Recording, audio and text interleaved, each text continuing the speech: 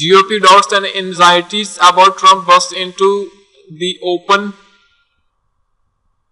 President Donald Trump's racially fraught comments about a deadly neo-Nazi rally have thrust into the open some Republicans deeply held doubts about his competency and temperament into an extraordinary public airing of worries and grievances about a sitting president by his own party.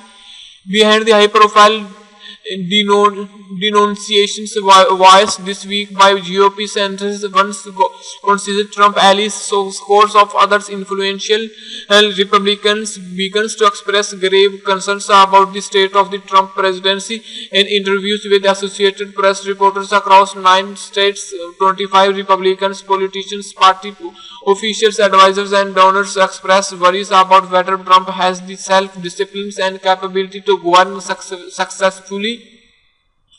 Eric Cantor, the former House Majority Leader from Virginia, said Republicans signaled this week that Trump's handling of Charlottesville protests was beyond just a distraction. It was a turning point in terms of Republicans being able to say, "We are not even going to get close to that." Cantor said Chip Lake, a Georgia-based GOP operative who did not vote for Trump in the general election, raised the prospects of President leaving office before his term is up. It's impossible to see a scenario under which this is sustainable under a 4-year period, Lake said. Trump handling of the protests in Charlottesville, Virginia has shaken his presidency unlike any of other self-created crises that have rattled the White House during his 7 months in office. Business leaders have bolted from White House councils wary of being associated with the president. Military leaders distanced themselves from Trump's assertions that both sides, the white supremacists, the counter-protesters, were to blame for the violence that left one protester dead, and some members of Trump's own staff were outraged by his combative assertions that there were very fine people among those marching with the white supremacists, neo-Nazis, and Triple K members. Importantly, the Republicans interviewed did not line up behind some course of action or an organized break with the president. Some expressed hope the recent shake-up of White House advisors might help Trump get back in control of his message and the GOP agenda. Still, the blistering and blunt statements from some Republicans have marked a new phase.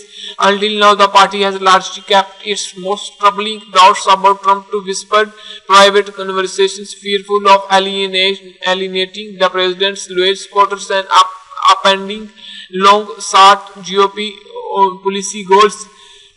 Tennessee Sen Bob Corker, the chairman of Party Relations Committee and a foreign policy ally of the Trump White House, delivered the sharp criticism of Trump, declaring that the president has not yet been able to demonstrate the stability nor some of the competence that he needs to in dealing with crisis. Corker's comments were echoed in the interview with the 24 Republican officials after Trump expressed his views in Tuesday's press conference. More than half spoke on the record, while the others insisted on anonymity in order to speak candidly about the man who leads their party and remains popular with majority of GOP voters.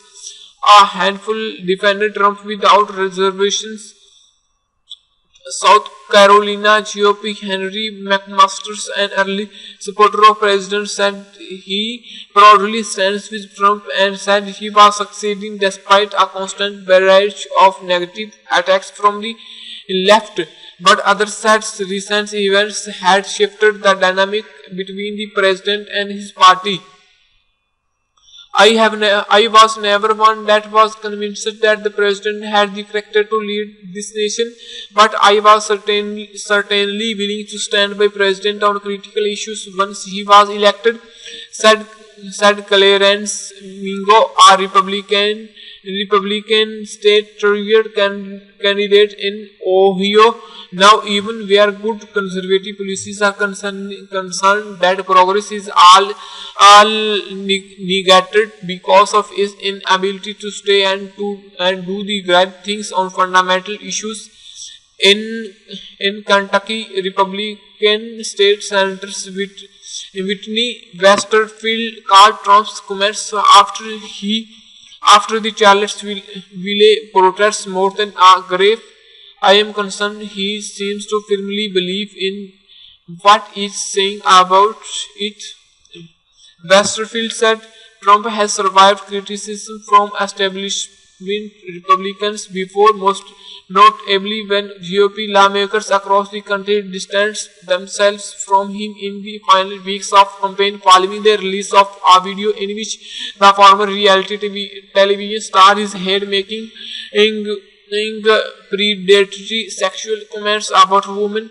Many of those same lawmakers ultimately voted for Trump and rallied around his presidency after his stunning victory. GOP government to align with Trump have largely been driven by political realities. The president still commands loyalty among his core supporters, though some recent polls have suggested a slight weakening there, and while his style is often controversial, many of his statements are often in line with those voters' beliefs, including his support for after Charlottesville for protecting Confederate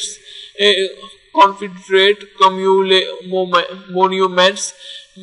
Brian Westridge, a small business owner in western Wisconsin, who is also chairman of the 3rd Congressional District Republican Party, said Trump supporters long ago decided to embrace the unconventional nature of his presidency.